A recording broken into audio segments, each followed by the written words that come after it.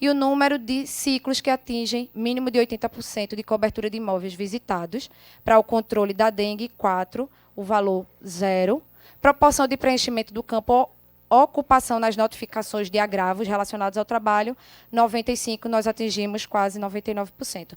O resumo desses 22 indicadores do CISPACTO está aqui embaixo. Eu vou dar só uma olhadinha, porque esse número aqui está 2, né, Camila?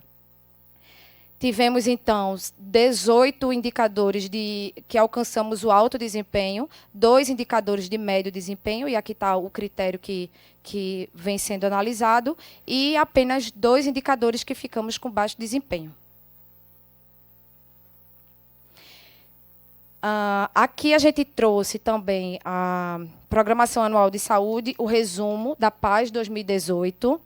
Ela foi traçada, estruturada em 343 ações, né, no terceiro ciclo de monitoramento, e com o fechamento do ano, o terceiro quadrimestre do ano, a gente realizou dessa forma aqui. O comportamento foi esse: 65% das 343 ações nós realizamos, o que significa que 223 ações, 27% foram parcialmente realizadas, que dá um número de 92 ações, e 8% não realizada, que dá 28 ações. Cabe destacar que a PAS, por meio do RAG, já foi apreciada e aprovada pelo Conselho com recomendações. E aqui as principais ações realizadas no terceiro quadrimestre de 2018. Requalificação da USF de Djalma de Holanda, beneficiando 12 mil moradores em Brasília Teimosa. A construção da 12ª UPinha do Recife, em Jardim São Paulo. Aqui a gente tem alguns detalhes de informação. O equipamento vai beneficiar mais de 10 mil moradores. O investimento foi de 1,5 milhão nessa UPinha, com a entrega dessa UPinha. Com relação à gestão do trabalho e educação permanente, aqui a gente tem alguns dados. A implantação da nova caderneta de saúde da pessoa idosa, a promoção do Fórum de Atenção Básica para Profissionais de Saúde, que aconteceu no final do ano de 2018, dezembro de 2018.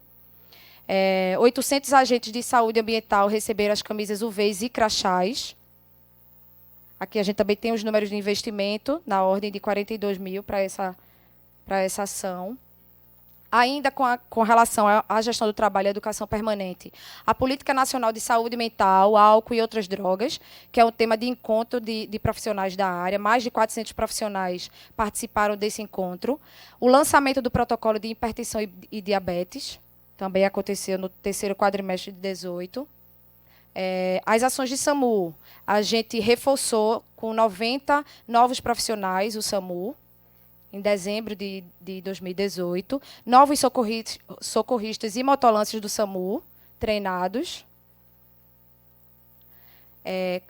Mamógrafo, a gente realizou em torno de 3 mil atendimentos com o mamógrafo móvel, que a gente fez a ação do Outubro Rosa, mais de 2 mil vagas no mamógrafo móvel em novembro, nós disponibilizamos 2.040 fichas para a realização desse exame, e o mamógrafo móvel também distribui 1.600 fichas em dezembro. Então, a gente teve aqui outubro, novembro e dezembro essa ação. Com relação ao enfrentamento da sífilis, a PCR qualifica profissionais para o enfrentamento da sífilis, a parte ainda de capacitação e treinamento dos profissionais da rede. PCR oferta testagem gratuita para HIV e sífilis no mês de dezembro.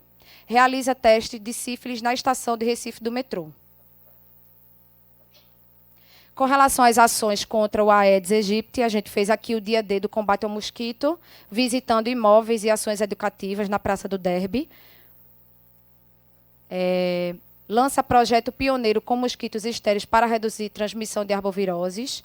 Esse aqui teve, inclusive, destaque fora do Estado. Alusão às datas comemorativas. Novembro Azul, que é a campanha de cuidado e atenção ao homem. PCR comemora em 25 de outubro o Dia do Idoso, com ofertas de serviço em comunidade. Ainda também alusão a datas comemorativas. Profissionais da PCR discutem doenças falciforme, em outubro de 2018. Promove ações para discutir saúde da população negra. no Seminário Nacional de Saúde à População Negra. E aqui outras ações que a gente foi fazendo ao longo do quadrimestre. A Jornada Intersetorial de Saúde Mental e Infanto-Juvenil, parceria internacional e castra de 300 animais em outubro de 18, resultados de exame laboratoriais via internet, o Lab Recife, ponto Recife. Vacina a cães e gatos, da campanha de vacinação antirrábica, em mais de 400 locais. Foram realizados essa campanha de vacinação. Apresenta experiências sobre a resposta do Recife às arboviroses em congresso de medicina. E o Hospital da Mulher do Recife se engaja na campanha pelo fim da violência contra a mulher. Foram realizadas, neste quadrimestre que a gente está analisando, 993 ações de saúde em todo lugar. Pronto, aqui a gente conclui a apresentação do terceiro. Aqui a gente iria avançar para o primeiro, mas vamos encerrar.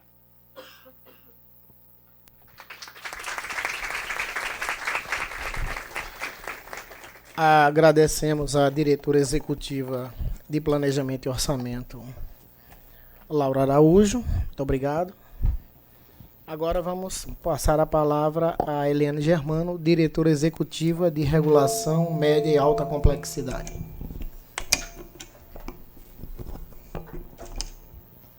Boa tarde, vereador. Em nome de quem eu saúdo todos os que estão aqui hoje, né, recifenses que estão aqui na tentativa de continuar brigando para que a gente tenha um SUS que seja universal e que favoreça a toda a população brasileira, que assim a gente entende que é direito de forma gratuita, né? Então, é um dia muito importante, vereador. Gostaria de primeiro colocar a ausência do secretário, que é uma situação que ele sempre gosta de estar, né, nessa casa. Ele considera que realmente aqui é a casa do povo e de uma forma geral, ele tem sempre conseguido comparecer, mas hoje, coincidentemente, ele teve uma agenda que não foi nem marcada por ele. A gente foi a Brasília na sexta-feira passada e o Ministério, em decorrência da agenda da semana passada, marcou com o Ministério da Saúde uma reunião hoje à tarde, nesse momento, para que a gente continue brigando por orçamento. Então, era uma situação em que ele realmente não poderia deixar de comparecer, já que foi aberta uma pauta específica para ele hoje de tarde,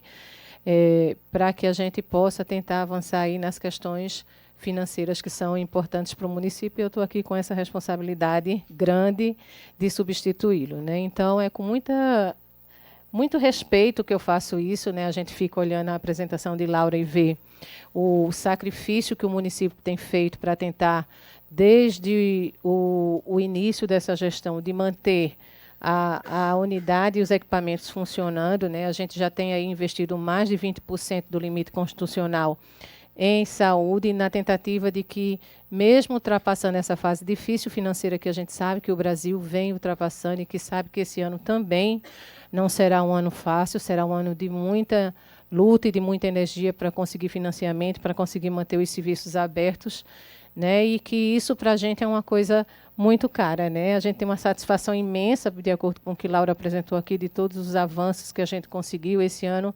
A gente continua na luta, mas a gente já conseguiu, por exemplo, diminuir o número de infecções por sífilis neonatal, que essa era uma preocupação grande que a gente tinha o ano passado, e que foi feito um grande trabalho coletivo de todas as diretorias executivas no sentido de conseguir fazer com que essa situação mudasse. Hoje a gente já tem uma situação diferente no Recife. Recife hoje já tem um maior número de identificação de sífilis antes desses bebês nascendo, dando uma grande proteção.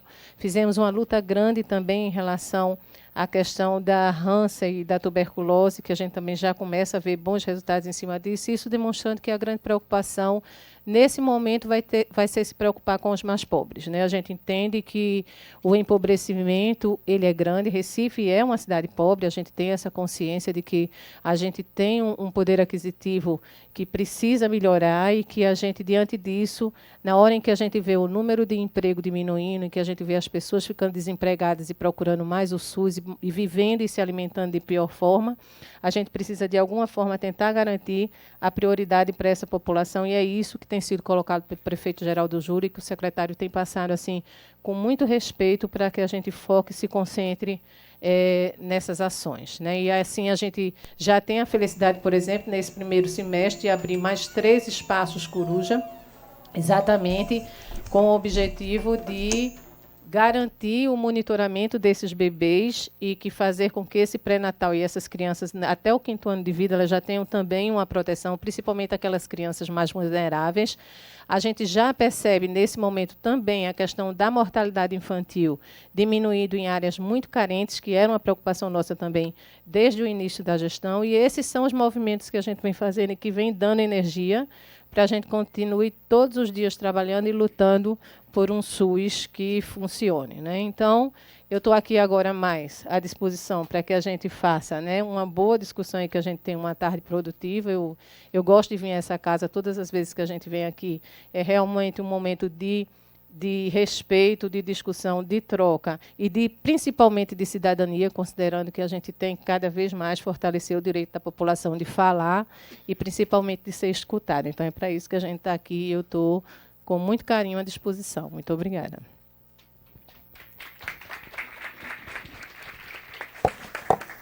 Acabamos de ouvir a Eliane Germano, diretora executiva de Regulação Média e Alta Complexidade. Passaremos a seguir as perguntas que alguém queira fazer a respeito do quadrimestre, terceiro quadrimestre, que foi apresentado aqui pela Laura Araújo. Então, por favor, vamos levantar a mão quem deseja fazer alguma pergunta, não é isso? Tem mais alguém? Professor Rodrigo? Mais alguém? Eu peço que as perguntas se atinem ao que foi apresentado. Por favor, para a gente discutir o que foi apresentado aqui, que é o relatório. Só isso. Conforme Eliane falou, que responderá as perguntas. Bom, não tendo mais ninguém, primeiro, Sebastião Pontes, que frequentador da nossa audiência. Microfone, por favor.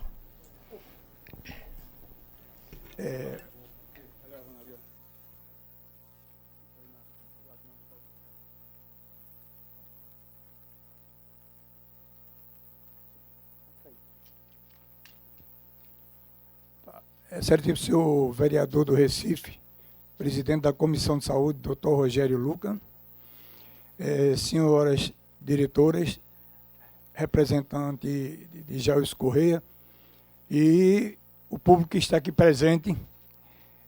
Realmente é de grande importância a saúde pública. Hoje a situação que nós vemos que é um caos em todo o Brasil.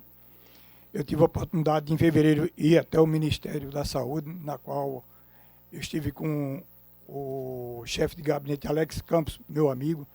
Fui levar algumas reivindicações para ver se ele, como meu amigo, poderia levar, doutor Luiz Henrique, o ministro da Saúde, algumas reivindicações a respeito do repasse do SUS para os municípios e para o governo do Estado, que às vezes essa verba vem e demora a ser repassada para os hospitais e para os municípios, para poder justamente fazer o seu trabalho.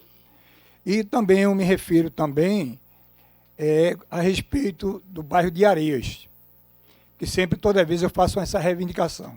Eu parabenizo Jardim São Paulo, depois de muito tempo foi reconstruído o posto de saúde, apesar que vem funcionando um pouco precatório, com precatoriedade sobre duas recepcionistas, duas senhoras que atendem a população.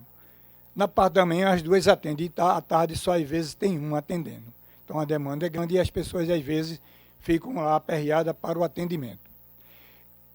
Isso, Jardim São Paulo, eu tive a oportunidade de visitar algumas vezes e observei isso em Jardim São Paulo, tá certo? Dentista também, que ia começar a funcionar. No bairro, eu tive também presente e o dentista também funcionando só para criança. No momento, o adulto ainda não estava sendo atendido. Chico Mendes, estive lá também, 2 médicos também para atender Chico Mendes e Chimboré. E a dificuldade tem também é que as agentes de saúde, por exemplo, para aquele médico tem aquele número de pessoas. Se um médico faltar, o médico que está lá não atende aquele grupo que é de outras agentes comunitárias que faz as visitas nos imóveis daquelas pessoas. A mesma coisa está acontecendo com Jardim Uchoa. Jardim Uchoa também, inclusive são 2 médicas, e uma das médicas vai entrar agora de licença, vai ficar só uma. Então tem uma preocupação da população para o atendimento daquelas pessoas que vão ficar sem o atendimento, porque o médico não vai atender os pacientes daquele que está de licença. Então, essas coisas são pequenas coisas, como a senhora falou, a situação hoje da população do Recife, pessoal cada dia mais pobre, desempregado, e que depende do SUS. E vai à procura do seu posto de saúde, e um dos maiores problemas que eu sinto com consultórios médicos que eu tenho lá em Areias, em conjunto com o Dr. Rogério, que é médico cirurgião daquela população ali, ele faz cirurgias lá no evangélico, então nós vemos a dificuldade para se fazer um exame específico. As pessoas passam 6 meses, 7 meses, às vezes até 1 ano para fazer um exame específico, uma tomografia, uma ressonância, e também encaminhamento para as cirurgias. Tem pessoas que demoram 7 meses, 8 meses, o doutor Rogério é um exemplo, que ele vê lá a situação das pessoas que procuram ele, porque sabe que ele opera no hospital evangélico e vão até lá ele clamando para fazer uma cirurgia de útero, de ovário, de hérnia, tireoide. Então, ainda tem a salvação daquela população. A quem procurar, que é o Dr. Rogério Luca, que atende aquela população, e eu queria só fazer ciência do que está acontecendo lá em Areias.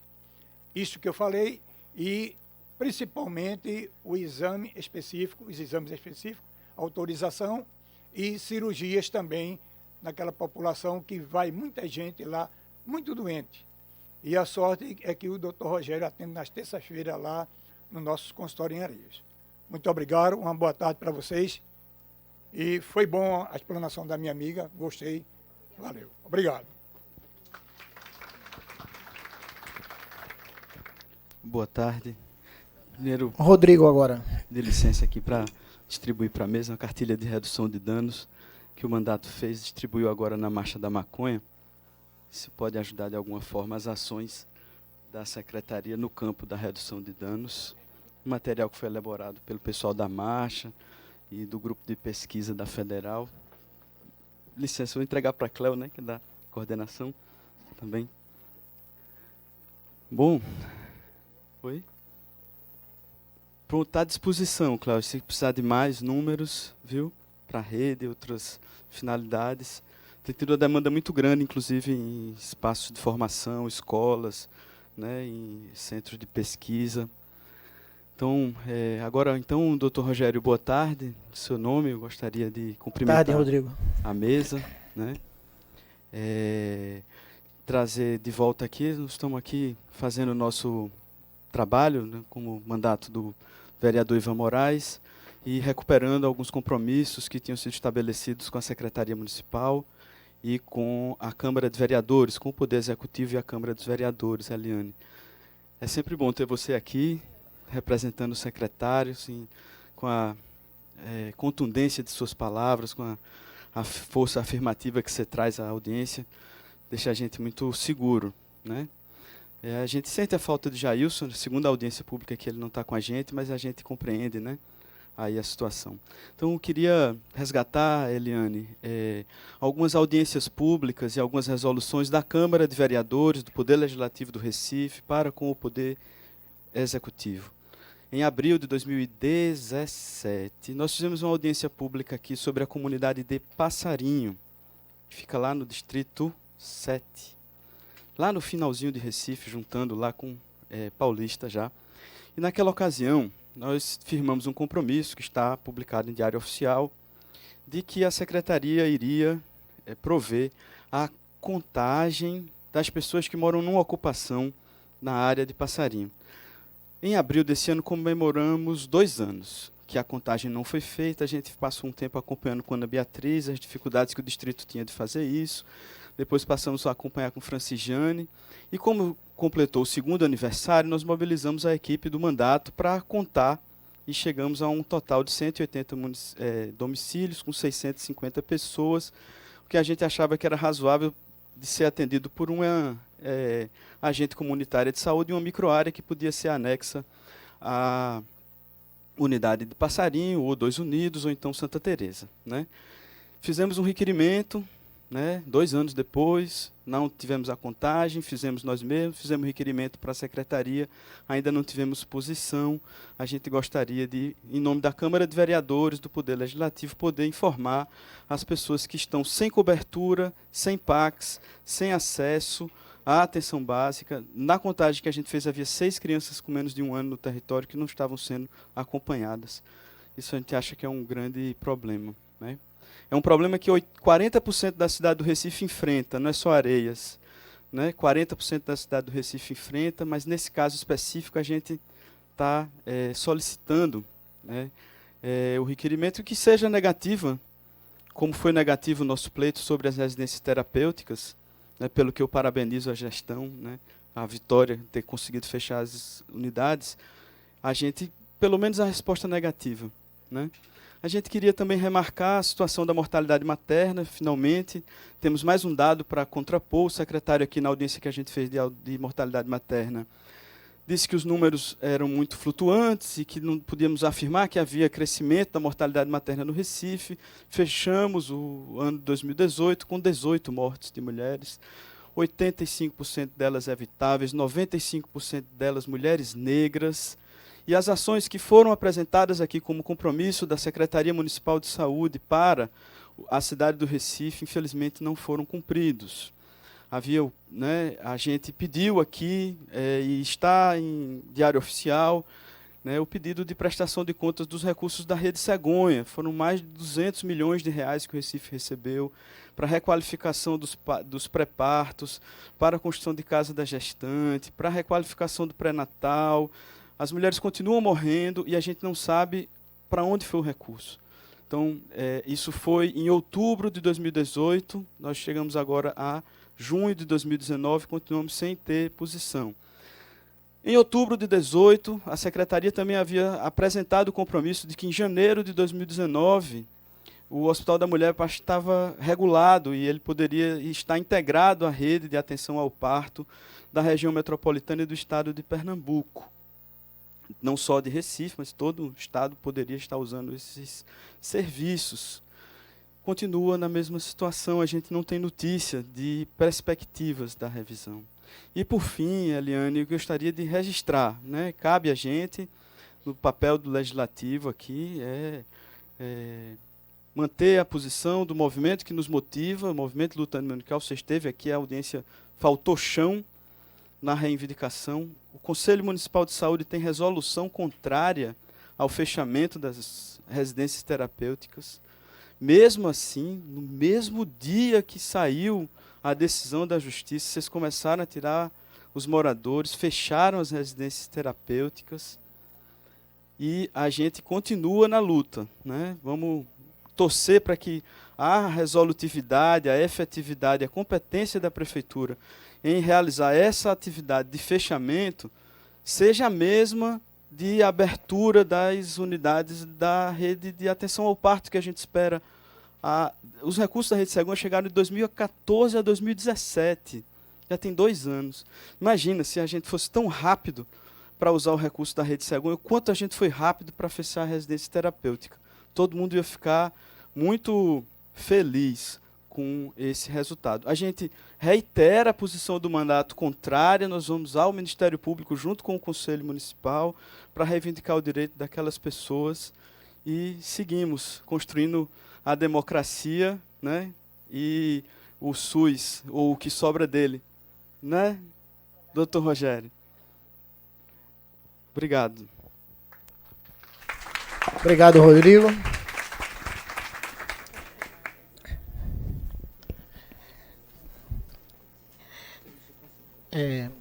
Uma pergunta, Laura, viu? É minha, já que não tem ninguém. Quando eu entrei no primeiro mandato aqui, Laura, me permita chamá-la assim? Nós fizemos uma campanha sobre a fluoretação bucal.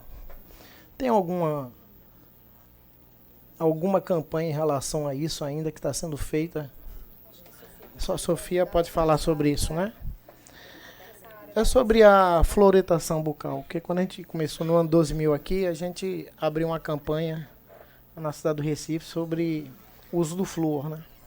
Eu queria lembrar isso e reforçando o que a Laura falou e o que a Eliane aqui com muita maestria falou também, a sífilis, na minha opinião, está preocupante, porque sim, quem atende assim mutirões, quem faz o SUS, então chega mais ou menos em torno de 2 a 3 pacientes com o teste positivo, ou seja, o teste reagente. Pede um segundo teste e continua reagente. Então, iniciamos o tratamento, mas com benzetacil. Então, eu perguntaria, Eliane, assim, eu sei que tem programa, eu sei que tem equipes treinadas, inclusive no relatório foi feito um treinamento para o pessoal, mas mesmo assim não deixa de ser preocupante, porque o trabalhador, ou seja, o cidadão do Recife, ele precisa ter qualidade para que ele possa ser produtivo na vida. Então, depois a senhora aborda um pouquinho sobre a sífilis, que me preocupa. E eu pediria também à senhora, assim, uma atenção, perguntei pela doutora Fernanda, sobre a regulação, porque continuam ainda as queixas chegando aqui, dizendo assim, doutor, eu passo um ano esperando a consulta, eu levei 8 meses, eu passei 1 ano e 6 meses, outra passou 2 anos, entendeu? E eu posso até relatar casos interessantes, Eliane, entendeu? De pessoas que ficam sofrendo muito, ou seja, como o Rodrigo aqui falou, a população mais necessitada. Então precisamos, assim, estudar. Eu sempre disse ao secretário, uma maneira de eu não sei se existe urgência da regulação. Existe, pronto. Eu não entendo bem, é por isso que eu tenho que perguntar. Então, aquelas pessoas, principalmente acima de 60 anos, que está sofrendo há 2, 3, 4, porque isso dificulta o cirurgião que vai operar. Uma coisa é você operar um paciente no início da doença. E aí a senhora sabe muito bem a dificuldade que se enfrenta e as complicações que podem surgir, e depois a única coisa que o paciente faz é culpar o médico. Ele não quer saber do que é, apenas culpa o médico e a população é leiga sobre isso. Então isso está sendo frequente, entendeu? Então isso, para que a senhora estude uma maneira de, eu não digo agilizar, que é impossível, né? São 6 milhões nós temos, né? Mais ou menos, juntando a metropolitana, né? 6 milhões de pessoas, né? É difícil. Mas que olhe isso com carinho, já pedi ao secretário isso. Não é a primeira ou a segunda, mas já pedi várias vezes isso, que possa agilizar isso, porque o sofrimento é grande deles. E no mais, de antemão, doutora, muito obrigado. Laura, a Eliane, também pela apresentação. E eu encerro aqui a minha pergunta com esses 3 itens apenas, né? Sobre a regulação, a sífilis e a fluoretação, se há possibilidade de fazermos uma nova campanha, né, para a proteção dos dentes. Muito obrigado.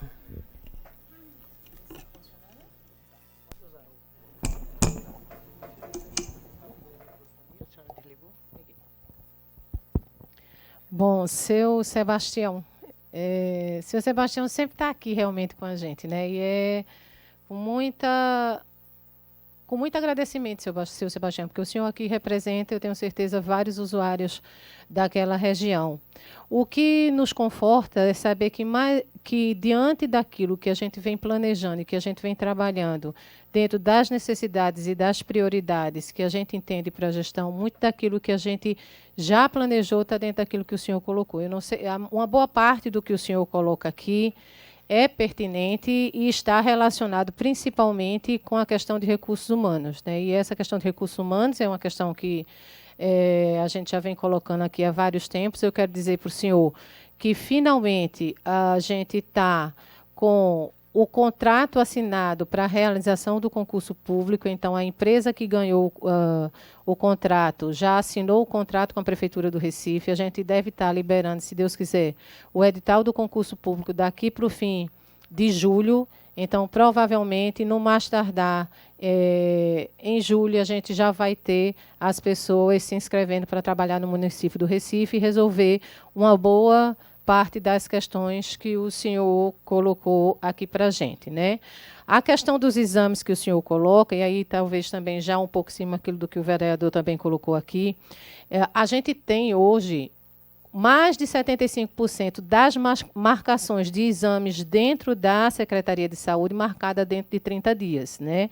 Às vezes, para aquela pessoa que tem um determinado tipo de consulta ou de exame, aguardando há mais tempo, ela não tem essa sensação, mas 75% dos exames que entram na rede pública para marcação, o usuário ele é marcado para o mesmo mês e recebe essa informação, inclusive no celular, por via SMS. A gente tem algumas dificuldades, principalmente em relação ao número de telefone que o usuário deixa disponível para a gente, porque, na realidade, a vida das pessoas hoje em dia acaba mudando muito o número do aparelho telefônico e algumas pessoas a gente não consegue contato. Então, só 15% de todos os usuários que entram em contato com a Prefeitura hoje para a marcação de exames, não consegue marcar dentro dos 30 dias.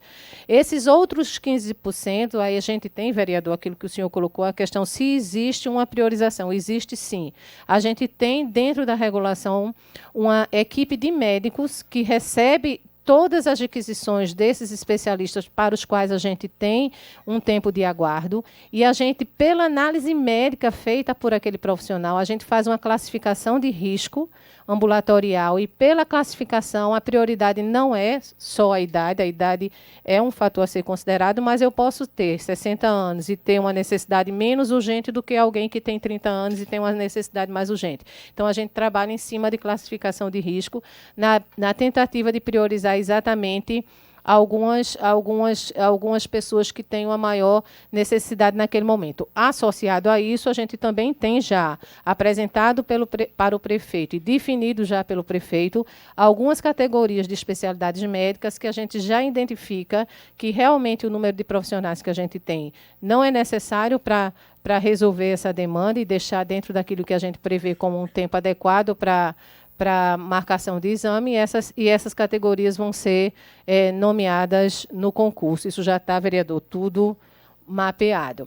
Agora, em relação à tomografia, eu quero dizer ao senhor que hoje a gente não tem fila para tomografia na cidade do Recife. Recife hoje tem seu próprio tomógrafo, e essa tomografia ela acontece dentro do Hospital da Mulher, e a regulação tem marcado esses exames dentro de um período bastante curto de atendimento, então a tomografia não é um problema. A ressonância magnética, a gente tem também dentro do Hospital da Mulher, a gente hoje já não depende mais da regulação do Estado para fazer ressonância magnética dentro do município, isso foi também feito dentro do Hospital da Mulher, mas hoje a gente já tem uma fila de espera aguardando, e é por isso que a gente tem, dentro do Hospital do Idoso, que inclusive já foi dada a ordem de serviço para a construção, vai ter previsto lá mais uma ressonância magnética e mais uma tomografia, e com certeza com esses dois equipamentos, provavelmente a gente vai ter esse problema que o senhor está colocando resolvido dentro do município. Além disso, o senhor colocou a questão das cirurgias, esse é um problema que precisa ser atacado, a gente também já tem, além da questão da briga do Hospital da Mulher, vereador, é por isso que é tão importante essa presença hoje do secretário em Brasília, porque a gente tem ido praticamente todas as semanas a Brasília na tentativa de conseguir garantir o financiamento para que a gente possa colocar o hospital em operação. Aí também, Cariri, já respondendo um pouco dessa pergunta que você fez, né, depois eu volto a ela, mas só para dizer que essa é uma guerra nossa. Essa não é uma situação que a gente gostaria de estar, muito pelo contrário, desde que a gente pensou e botou o hospital na rua, foi no sentido dele já começar funcionando plenamente, inclusive todo o cronograma foi feito dessa forma, mas infelizmente a situação financeira nacional ela não veio favorecendo isso, e a gente precisa minimamente que o Ministério diga que vai cofinanciar, porque, claro, que o município, já aportando 20%, a gente não consegue abarcar isso sozinho. Então, essa é uma guerra nossa também, e a gente tem a expectativa, porque esse também é um tensionamento, inclusive, do próprio município internamente, para que isso venha a se transformar em realidade, né? Aí, já que eu já comecei a falar nas respostas de Cariri, eu vou tentar aqui resumir. Primeiro, dizer também que é um grande carinho que a gente acaba se encontrando por aqui e acaba criando um respeito pelo trabalho das pessoas e entendendo o que a gente pensa. E eu tenho sempre colocado isso, que a gente pensa sempre da mesma forma, porque o grande interesse da gente é na manutenção de um SUS que ele seja dentro daquilo que é previsto como universal. Essa é uma característica que, para a gente, ela é muito nobre e que ela também seja gratuita para todos os brasileiros, né? Então, partindo desse princípio, deixa eu ver aqui onde eu anotei. Passarinho Sofia vai responder, né? Me pediu aqui para colocar, porque ela quer fazer algumas falas, aí eu vou pedir ao vereador a licença para que Sofia faça essa fala. A questão da mortalidade materna, sim, é um problema. A gente tem feito várias frentes para que a gente consiga trabalhar a mortalidade, como você colocou. O ano passado foram 18 mortes, a maioria de mulheres negras. Desde o ano passado, a gente montou dentro da prefeitura um grupo para acompanhamento e para planejamento de ações monitoradas pelo planejamento, para que a gente consiga tentar, da forma mais rápida possível, resolver a questão da mortalidade. A gente sabe que a mortalidade dentro de Recife ela não está ligada, por exemplo, à hemorragia, que é uma característica de alguns estados. A mortalidade em Recife ela está muito ligada principalmente à hipertensão. A gente está elaborando um protocolo de monitorar essas mulheres hipertensas dentro da atenção básica, para que a gente tenha a garantia de que elas vão ter um menor risco de complicar, principalmente no fim da gravidez, por conta dessa hipertensão. A gente tem dentro do próprio Mãe Coruja também uma forma de monitoramento, porque o Mãe Coruja ele está exatamente nas áreas mais de difícil acesso e que as gestantes muitas vezes têm mais dificuldade de se manterem ativas dentro das consultas, e principalmente no início de uma gravidez, de um pré-natal precoce. Então, o Coruja ele vem no sentido de monitorar o número de consultas, de trabalhar com essa gestante no sentido dela estar mais empoderada, de colocar a gestante dentro da relação dela com a família, da relação dela com o bebê, de acompanhar a presença dela dentro do pré-natal, dentro da atenção básica, porque a gente entende que a atenção básica é o local onde esse pré-natal tem que acontecer. A gente, quando chegou na Prefeitura do Recife, a gente tinha um pré-natal de alto risco, que ele acontecia de uma forma que era desvinculada dos especialistas que são necessários para que a mulher faça o pré-natal de alto risco. Hoje a gente tem a garantia das 2 consultas para todas as gestantes do pré-natal. A gente tem hoje, aonde a gente tem a pré-natalista que faz só gestação de alto risco, a gente já tem acoplada a ela tanto a endocrinologista como a cardiologista, para que quando ela tenha necessidade, esse caminhamento também já seja próximo e de preferência no mesmo local onde a médica obstetra de alto risco está fazendo o pré-natal. A gente já tem hoje 5 locais que funcionam dessa forma, e a gente tem conseguido dessa forma fazer com que a mulher tenha pelo menos a linha do cuidado do pré-natal mais próxima da residência e mais próxima dos especialistas. Associado a isso, a gente está criando também o protocolo da hipertensão, exatamente para que a gente defina as questões de como vai circular a gestante de alto risco, tanto no pré-natal de alto risco, como a gente vai, dentro dessa atenção, garantir a continuidade da vinculação dela à atenção básica, porque a gente entende que, mesmo a mulher estando dentro do ambulatório de alto risco, é importante que ela se continue vinculada à sua equipe de saúde da família, o que muitas vezes a gente vê que ela entende que, estando fazendo um pré-natal, ela não precisa, e se desvincula e se afasta um pouco da equipe, o que, na realidade, acaba diminuindo o monitoramento dessas mulheres. Mas é, sim, um problema a ser enfrentado. Esse problema não é enfrentado só por Recife, na realidade, esse é um problema nacional, né? A questão da mortalidade materna, como a gente fala em números absolutos, é muito sensível à morte de uma pessoa, e as causas, quando a gente vai analisar, na maioria das vezes, elas são por causas realmente distintas e que é uma provocação para que a gente construa ações nesse sentido. O HMR, na realidade, sim, eu não sei se eu falei, mas eu falei não. A questão da Rede Cegonha, a gente fechou a licitação das 3 maternidades, elas também já foram fechadas, está em fase de... Laura, me corrija se eu estiver errada, mas a gente já está em fase de assinatura do contrato com as construtoras para que a gente possa começar as obras da Rede Cegonha, certo? Além disso, a gente, eu acho que eu já falei também, a questão de que a gente tem o hospital pronto para funcionar no Alto Risco. Na realidade, a gente está aguardando a garantia financeira pelo Ministério da Saúde que a gente vai ter esse repasse. A residência terapêutica, assim, Cariri, eu realmente não sei se é uma questão de parabéns, porque a gente não viu a questão do fechamento nem como uma guerra de braço, nem como uma vitória a ser alcançada ou não. O fechamento da residência terapêutica ela foi feita de uma forma muito analisada e muito discutida internamente, no sentido em que a gente viu tanto o lado dos usuários que moravam naquelas residências, inclusive uma delas já tinha uma estrutura física que merecia, só por si só, a mudança dessas pessoas daquela casa, como também a questão do bom uso do dinheiro público. São as 2 coisas que a gente considerou quando foi fazer esse movimento, né?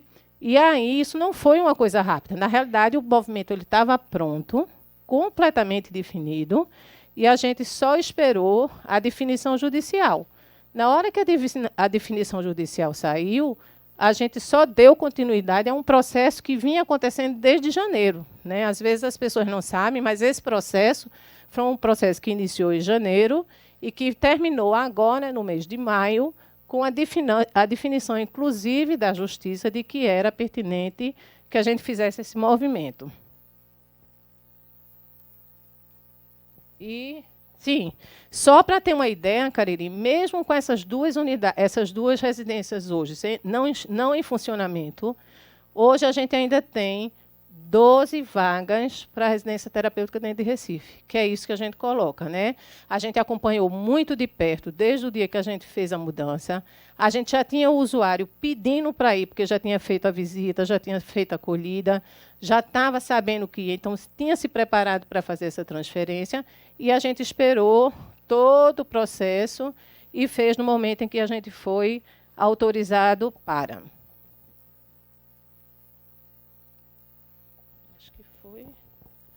Bom, questão da terapêutica, a fluoretação, Sofia quer falar também.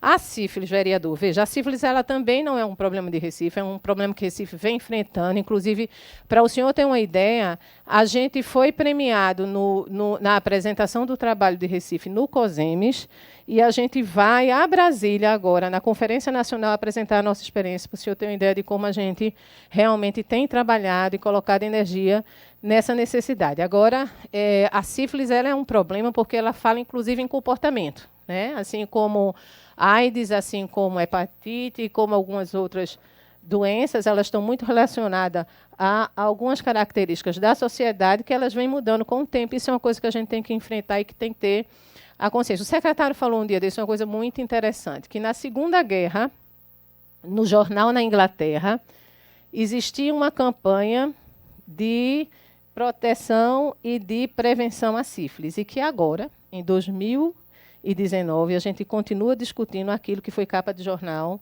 na Inglaterra em 2019. Né? E a Inglaterra hoje também está 2000 e muito para trás. Então, a gente hoje está discutindo problemas, né, que nunca foram, na realidade, resolvidos, porque ele está dentro, inclusive, daquilo que é a vida íntima das pessoas e da dificuldade que a gente tem, muitas vezes, em falar em sexualidade, em falar em comportamento sexual, em direito reprodutivo, de várias questões que a gente tem que falar e que tem que colocar mesmo para que a população tenha o esclarecimento desde a infância, né? A gente fazer um trabalho da educação sexual, do uso do preservativo, da sexualidade segura, para que as pessoas possam vivenciar a sua sexualidade com segurança. A gente tem feito um esforço grande no sentido de aumentar a testagem rápida, a quantidade de... Infelizmente, a gente não apresentou, é até um dado que a gente pode apresentar na próxima prestação de conta. A quantidade de unidades hoje da atenção básica que já estão fazendo o teste rápido é imensa, e isso é uma outra coisa que dá muita alegria na gente, porque foi um trabalho muito sensível que a gente fez, junto com esse trabalho que eu estou falando, que a gente fez desde o ano passado e que foi premiado para ir para a Conferência Nacional. E está exatamente a capacitação da rede, no sentido de que as pessoas entenderem que a atenção básica pode e deve estar realizando teste rápido e tratando principalmente as gestantes e propondo isso em horários alternativos. Então, todas as vezes que a gente pode, a gente está, tanto dentro da atenção básica, como no terceiro turno, a gente tem colocado a oferta de teste rápido de sífilis e hepatite, também não é só a sífilis que a gente tem trabalhado. E, junto com isso, a gente vem na perspectiva exatamente de oferecer maior possibilidade de acesso à informação para início do tratamento, né? A questão também do tratamento com a penicilina na atenção básica é um trabalho que a gente vem fazendo aí historicamente desde 2013, na tentativa de sensibilizar, de realmente conscientizar as equipes de saúde da família da importância delas nesse tratamento e também da segurança que existe no tratamento da penicilina hoje, quando aplicada dentro da atenção básica. Hoje a gente já considera que isso já não é mais um mito tão grande quanto era em 2013. Para o senhor ter uma ideia, só 30% das equipes de saúde da família em 2013 faziam penicilina nas unidades. Hoje a gente já consegue um número bastante maior, e essa foi uma vitória grande que a gente tem. A expectativa da gente é que a gente chegue a 100% das equipes de saúde da família fazendo penicilina nas suas unidades. E é uma luta que continua, né? Não só a sífilis, mas a hanseníase, como eu coloquei aqui, a tuberculose, como eu coloquei aqui, que são doenças negligenciadas e que a gente tem a responsabilidade social, e aí eu volto a dizer, com todo o empobrecimento que a gente vê acontecendo nesse país, de tentar cuidar e tentar preservar para que essas pessoas não morram de doenças que poderiam estar sendo tratadas. Então, essa preocupação que o senhor coloca é pertinente. A gente fez uma campanha específica para o homem, e aí a gente puxou muito pelo lado do pré-natal do homem, da participação do homem dentro do acompanhamento na gestação, mas junto com isso, junto com esse mote, a gente conseguiu trazer toda uma discussão da sífilis e do tratamento do homem dentro do problema da sífilis, exatamente no sentido de conscientizar principalmente a população masculina da necessidade de fazer a testagem e de seguir o tratamento. Eu acho que eu posso passar para a Sofia, né, porque eu acho que fica só agora a fluoretação e a questão de passarinho. Obrigada, minha gente.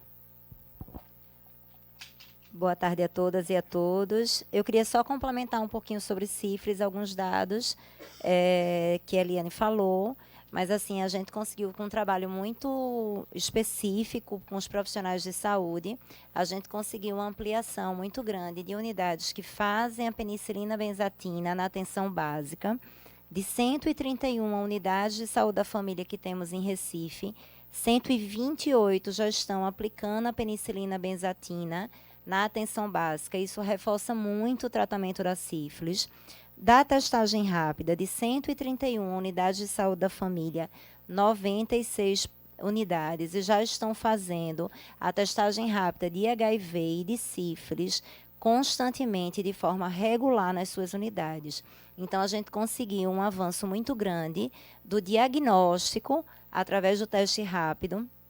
E também, lógico que, em alguns casos, na gestante, a gente já inicia o tratamento com um teste rápido positivo, e pede o VDRL depois, que é o exame. Mas a gente conseguiu esse tratamento de gestante aumentar muito e o tratamento da sífilis ser feito enquanto ela é gestante e conseguir uma diminuição, uma redução de casos de sífilis congênita. Então, se a gente comparar 2017 para 2018, a gente já teve uma redução. Esse trabalho é um trabalho contínuo, lógico que a gente vai continuar com ele e que precisa melhorar muito. Mas a gente já tem resultados bem positivos quando a gente fala de sífilis e quando a gente fala de sífilis congênita. Quando eu falo em testagem rápida e tratamento com penicilina benzatina na atenção básica, não só para gestante, para mulheres que não estão gestantes, para homens também. A gente enfatiza muito a nossa estratégia do pré-natal do homem, que o pré-natal do homem ele tenta trazer o quê? O homem para o pré-natal, para acompanhar o pré-natal da mulher, e ele também fazer a testagem rápida e tratamento, porque a gente sabe que um grande problema também da sífilis para o desfecho que a gente não quer, que é a sífilis congênita, é que muitas vezes a gestante se trata e não é o tratamento do parceiro. Então, estamos trabalhando em várias frentes para a gente conseguir mudar essa realidade de sífilis e de sífilis congênita em Recife. Outra coisa que eu quero relatar também aqui, que a gente fez o SAD neonatal para tratamento de crianças com sífilis congênita. A gente iniciou na maternidade Barros Lima. Então, todas as crianças que nascem com sífilis congênita e que têm líquor negativo, elas podem ser tratadas no domicílio, elas iniciam o tratamento na maternidade, depois elas são referenciadas para o SAD, que é o SAD do Maria Lucinda, e para a equipe de saúde da família, da qual elas são cadastradas, para que esse tratamento continue sendo feito dentro do domicílio. Então, o SAD vai até o domicílio dessa família e faz o tratamento da sífilis congênita, para que ela não tenha que passar os 10 dias dentro da maternidade. A gente também isso já está muito perto de acontecer, de ter os ambulatórios de acompanhamento de sífilis congênita com pediatras na nossa rede. E a gente já tem uma, que é a doutora Luciana Romangueira, que vai ficar referência para os distritos 2, 3 e 7.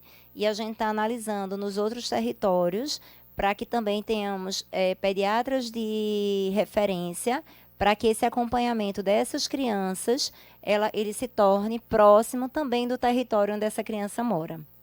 Então, são várias ações que a gente está fazendo em relação a sífilis. Em relação a passarinho, Cariri, assim, passarinho é uma coisa, é uma demanda que já vem desde a minha época, enquanto eu era gerente do Distrito Sanitário 7. Em 2016, a gente fez um estudo com Itamar Lages, da UPE. Eu pedi a ele ajuda e ele veio com os estudantes, ele fez uma contagem do território. Não foi uma contagem casa a casa, ele foi para o território, ele fez uma estimativa e ele me entregou um relatório e que, na verdade, é muito mais do que 650 pessoas. A gente sabe que ali em Passarinho a gente tem algumas áreas de invasão e que, quando a gente fez uma contagem, essa contagem, eu volto a dizer, foi com o professor Itamar Lages, em parceria com a UPE, a gente tinha mais ou menos mais 3.000 pessoas na base. E a gente tinha um problema que já Itamar Lages me trazia. A gente tem uma dificuldade de definição de território lá em Passarinho, porque a gente faz limite com Olinda, a gente faz limite com Paulista e a gente faz limite também com o Distrito Sanitário 2. E a gente tinha que fazer esse georreferenciamento. Agora, há pouco tempo, Passarinho é sempre uma pauta, mas, assim, a gente vai começar a contagem novamente, porque a gente sabe que esse número, de 2016, ele pode estar defasado. A gente vai continuar agora em junho, já vai começar em junho a contagem e vai fazer também o trabalho de georreferenciamento. O que é que a gente vê na realidade de Passarinho? A necessidade de uma nova equipe de saúde da família. Porque cada equipe de saúde da família já existente, ela está em média com 3.600 pessoas. E a gente não tem como pegar uma equipe que já está com 3.600 pessoas, que já está no limite de trabalho, e absorver mais 650 pessoas, nem muito menos mais 3.000 pessoas. Só que a gente tem um grande problema de subfinanciamento. Ampliar, a gente quer. A vontade da gente é ampliar e ampliar muito. A gente garante que a estratégia de saúde da família é uma estratégia prioritária de Recife e que ela tem toda a resposta que a gente quer. A gente, mesmo com todo o subfinanciamento, de 2013 para cá, ampliamos em 20 equipes de saúde da família e em 40 equipes de saúde bucal. Quando a gente tem quando a gente tem uma perspectiva de retorno financeiro, de repasse muito difícil. A gente fez um cálculo rápido, que em cada equipe de saúde da família a gente recebe 7.000 e pouquinho de repasse mensal da equipe de saúde da família, mais 1.250 agora, que foi em janeiro mudado, o repasse do agente comunitário de saúde.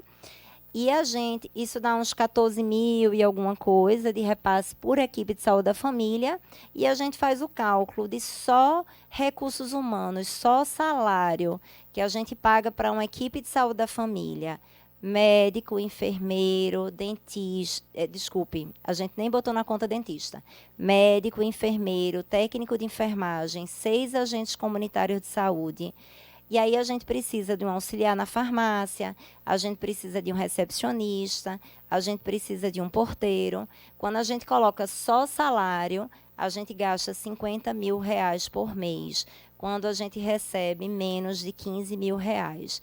Então, a gente tem um subfinanciamento muito grande do Ministério da Saúde, e é necessário que essa diferença de repasse ela aconteça, e aconteça via Ministério da Saúde. O Ministério ele tem que aumentar o repasse para os municípios, porque a gente acaba, cada município, arcando com um peso muito grande orçamentário. E olhe que esses 50.000 que eu falei, eu não estou prevendo estrutura física, eu não estou botando conta de água, conta de luz, eu não estou colocando remédio, eu não estou colocando exame laboratorial, eu não coloco mais nada disso, eu só fiz o cálculo com recurso de IRH. Então, a gente tem uma dificuldade muito grande de ampliação, apesar da vontade da gente ser muito grande de ampliar. Passarinho é uma área que me angustia. Se você for conversar comigo, isso sempre foi minha angústia, mas a gente muitas vezes não consegue ampliar porque a gente não tem o recurso financeiro necessário.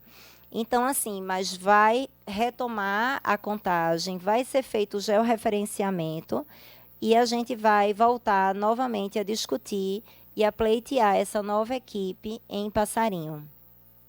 Em relação à fluoretação bucal, vereador, é uma demanda do Estado. A gente acha isso extremamente importante. Inclusive, na nossa Conferência Municipal de Saúde, a gente aprovou uma proposta para a responsabilização do Estado em relação à fluoretação das águas, que isso é uma atitude que impacta muito na redução de cáries. Mas a gente, enquanto município, a gente faz a aplicação de flúor, que é feito tanto nas unidades de saúde da família, quanto nas ações que os profissionais de saúde da família vão fazer nas escolas. Então, isso a gente já faz de rotina. Eu acho que foi isso, né? Obrigada a todos. Rodrigo, estamos... veja só, não é que eu não queira não, porque tudo a gente colocou numa sequência que eu não queria atrasar aqui os outros compromissos que temos. Me perdoe, que você sabe que você sempre teve a palavra aqui. Estamos já próximo às 15 horas, né? Mas eu agradeço a doutora Laura, que Ana, Sofia e Eliane Germano pela brilhante apresentação aqui diante das explicações. Conforme a maioria aqui, se tiver alguém que seja contrário àquilo que foi exposto aqui, eu tenho alguma dúvida, que se pronuncie. Estão aprovadas as contas do terceiro quadrimestre de 2018. E em breve faremos uma apresentação, conforme nós falamos aqui, vamos escolher as datas, provavelmente dia de sexta é melhor, entendeu? E eu aviso a vocês com antecedência, tá bom? Quero agradecer a todos aqui, principalmente os bastidores aqui que deram esse suporte maravilhoso, como sempre, né? Ao cinegrafista aqui, ao pessoal da Câmara, e, enfim, que vocês tenham um bom final de semana, né? E que possam ir em paz.